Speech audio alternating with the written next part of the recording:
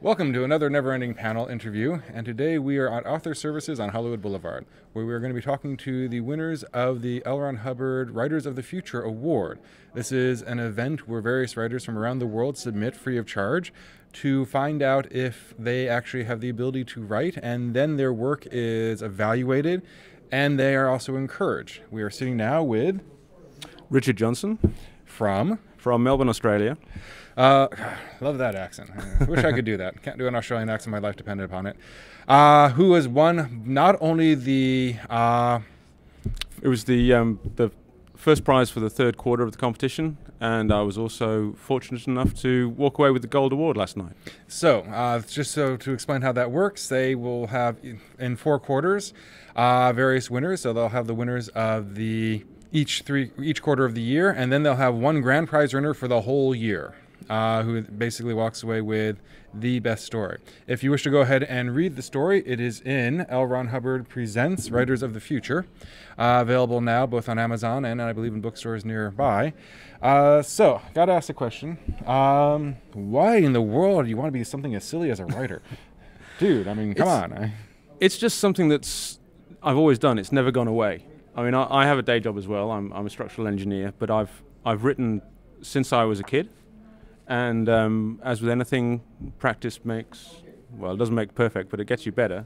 And eventually I just got to a standard where I wanted to test myself in the market and start sending things out. And the L. Ron Hubbard Writers of the Future competition was just a natural first step.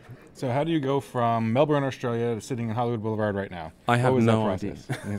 You spend hours in the back room of your house writing the best story you can, and you just mail it off, and if you're good enough, you get a phone call, and then tickets arrive in the mail, and they get you here. Did you always know you were going to be applying to L. Ron Hubbard, or did someone hit you over the head and say, dude, you need to apply for this, or did you just see something on the internet one day? What's that story there? I don't know. It's the competition is so well known, I can't even remember where I first heard of it. It's just sort of general knowledge. It's something that I knew of.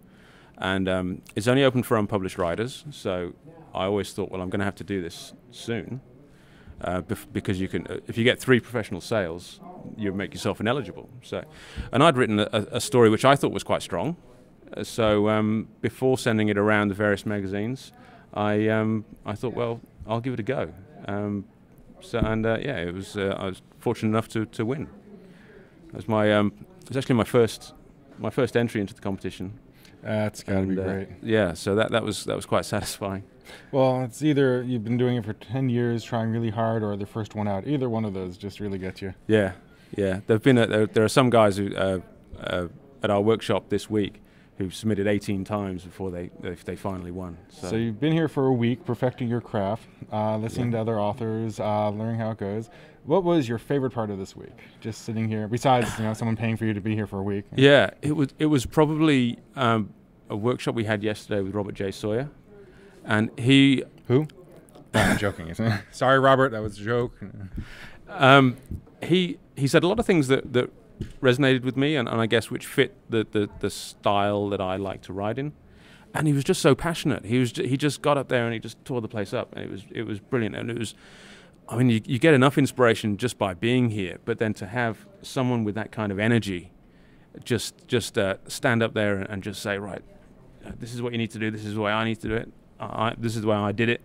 And everything he's saying, you're just going, okay, I get that. And it just really enthused me. The great thing about this competition is the breadth of information you get. You get guys like Larry Niven and Jerry Pournelle, and then you get last year's winners coming back to the competition and giving their experience. So you get everything from the grandmasters to the new guys, and there's so much information that. It's sometimes difficult to take it all in, but what Robert was saying yesterday really sort of struck a chord with me. So that I really enjoyed that talk. All right, very last question, which is new writer out there. Somebody's watching this thing going, crap. All right, so this guy won, but I haven't got a shot in hell. What advice do you give to her or him? Never give up. I mean, even if you don't win straight out of the gate, it's still practice, and you'll see that progression. I mean, it's not only the winners that get recognized in this competition. You can get honorable mentions, you get silver honorable mentions, you can be a finalist, you can be a published finalist, and then you have the winners. So the more you write, the more you enter, the more times you submit, it's all practice, and eventually you will win, or you will pro out. You'll get to the stage where the practice has made you good enough that you're selling stories on the side, and you just make yourself ineligible. So either way, it's a win-win situation. So just keep going, just keep trying. All right, dude. Thank you very much, and once more, congratulations. Thank you very much. Pleasure to be here. Is that a significant? Yeah, this in parallel to the Writers of the Future competition, there is also the Illustrators of the Future competition, and this is Hold that straight towards the camera. Yeah, sorry. So what happens there is illustrators submit original work, and then the 12. Sorry, let me move that in.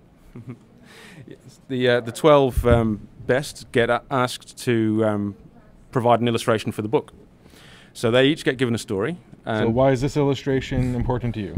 This is probably the emotional climax of my story. So that is an illustration to your story? That is an illustration to my story. The illustrators are provided each with a story, and just told to pick 3 scenes, pick 3 concepts, make 3 sketches.